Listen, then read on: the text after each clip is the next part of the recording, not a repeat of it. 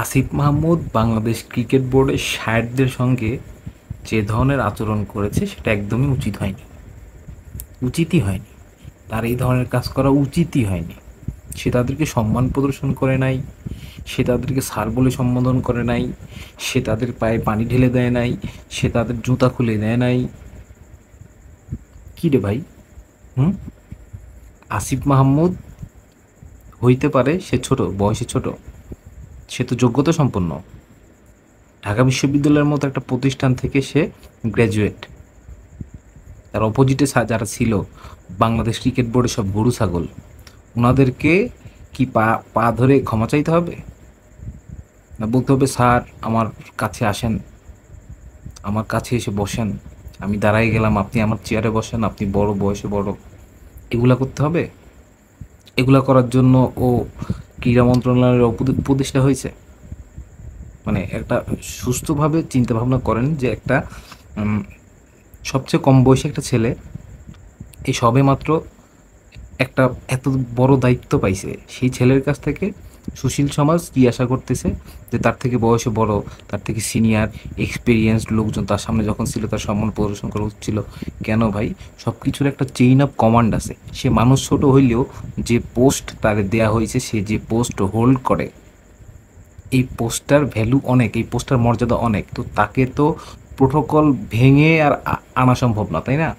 আপনি যদি মনে করেন ও আমার থেকে বয়সে ছোট, ও কেন আমারে রেসপেক্ট করতেছে না, রেসপেক্ট কি এমনি এমনি আসে? একটা কোর্টের মধ্যে জাজ হয়েছে 20 বছর বয়স বা 30 বছর বয়স, আর সেইখানে সেই কোর্টে উকিল হয়েছে 60 বছর বয়সের। তো উকিল কি যায় জজকে বলবে যে কি মামা, জজ সাহেব খবর কি, ভালো আছো, আসো চাটা খাই, তারপরে না কোর্ট করো, তোমারে তো আমি পড়াইছি, তোমারে তো আমি জ্ঞান দিছি, তোমারই তো আমি বললাম যে এই সাবজেক্ট নিয়ে পড়ো, তোমারই তো আমি জজ বানাইলাম? এটা বলবে?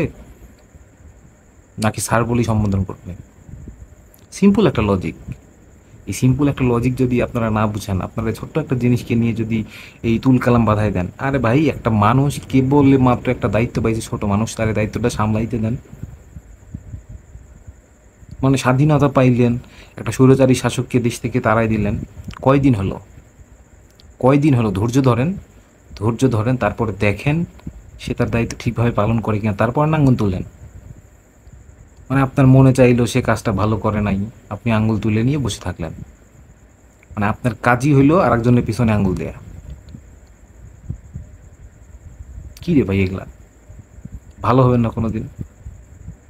তো যারা এই ষড়যন্ত্র করতেছেন, যারা এই ধরনের প্রোপাগান্ডা ছড়াচ্ছেন যে ক্ষমতা পাওয়ার পর আসিফ মাহমুদ চেঞ্জ হয়ে গেছে, কাজ করবে না, ওই আগের মতোই, এই সেই হেন তেন 7-17, এইসব মানে প্রোপাগান্ডা ছড়ানো বাদ দেন, তার সময় দেন, তার সঙ্গে সহযোগিতার হাত বাড়িয়ে দেন। আপনার কাছে কি মানে আপনাকে আসিফ মাহমুদের কাছে যেতে হলে কি এই পাপন কাকুর মতো প্রোটোকল নিয়ে যাইতে হবে? প্রোটোকল নিয়ে তো যাইতে হচ্ছে না। আপনি চেষ্টা করেন একদিন 2 দিনের মধ্যে আপনি তার সঙ্গে কন্ট্যাক্ট করতে পারেন ফেস টু ফেস। বাট এর আগে যে ক্রিকেট বোর্ড ছিল, সেই ক্রিকেট বোর্ডের কি অর্জন সেটা বাংলাদেশের 18 কোটি লোকজন জানে।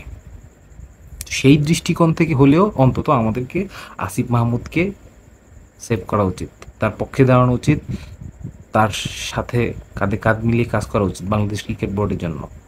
নাকি নাকি আবার আরেকজনকে দরকার? যদি আরেকজনকে দরকার হয় তাহলে এই যে এতগুলো প্রাণ, এত রক্ত, এত হই হুল্লোড়, এত মানুষের বাড়ি ভাঙচুর, নেতাকর্মী পলায়ন, এগুলার তো দরকার ছিল না। সেটাই থাকতো, শুধু পাপনকে নিয়ে আন্দোলন করতেন, পাপন তুই যা, অমকায় তমকায়। একটা ছেলে গিয়েছে কে বলে, ছোট মানুষ, তাকে তো দায়িত্বটা বুঝাই নিতে হবে নাকি? আপনারা শুরু করে দিয়েছেন ও ম্যানার জানে না। ম্যানারের আপনি কি বুঝেন?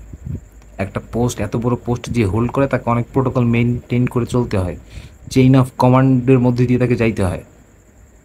তো সাধারণ জিনিস যদি আপনারা না বুঝেন, তাহলে তাকে সহযোগিতা করবেন কীভাবে?